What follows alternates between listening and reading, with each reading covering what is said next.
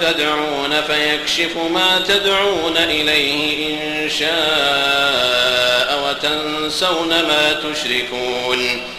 ولقد أرسلنا إلى من قبلك فأخذناهم بالبأساء والضراء لعلهم يتضرعون فلولا إذ جاءهم بأسنا تضرعوا ولكن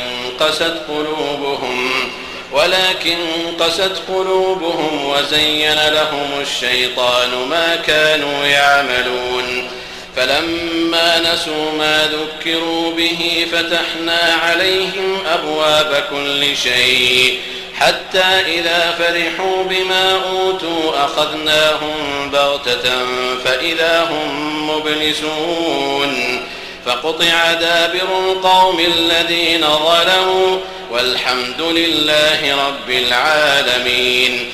قل أرأيتم إن أخذ الله سمعكم وأبصاركم وختم على قلوبكم من إله غير الله يأتيكم به انظر كيف نصرف الآيات ثم هم يصدفون.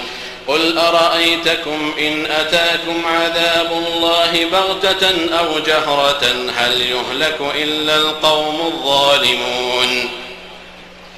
وما نرسل المرسلين إلا مبشرين ومنذرين فمن آمن وأصلح فلا خوف عليهم ولا هم يحزنون.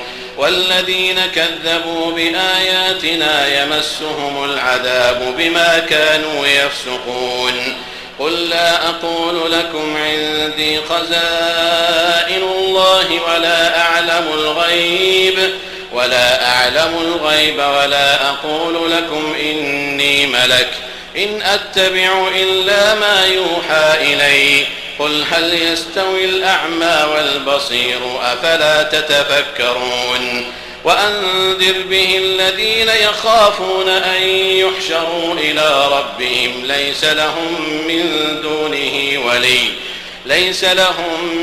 دونه ولي ولا شفيع لعلهم يتقون.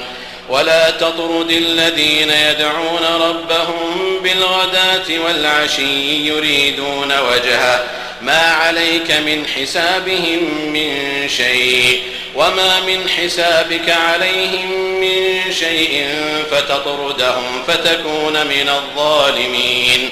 وكذلك فتنا بعضهم ببعض ليقولوا أهؤلاء من الله عليهم من بيننا أليس الله بأعلم بالشاكرين.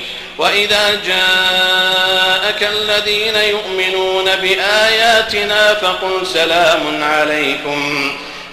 سلام عليكم كتب ربكم على نفسه الرحمة أنه من عمل منكم سوءا بجهالة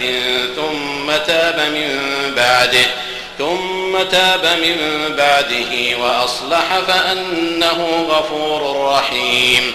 وكذلك نفصل الآيات ولتستبين سبيل المجرمين. قل إني نهيت أن أعبد الذين تدعون من دون الله قل لا أتبع أهواءكم قد ضللت إذا وما أنا من المهتدين. قل إني على بينة من ربي وكذبتم به ما عندي ما تستعجلون به إن الحكم إلا لله يقص الحق وهو خير الفاصلين. قل لو أن عندي ما تستعجلون به لقضي الأمر بيني وبينكم والله أعلم بالظالمين.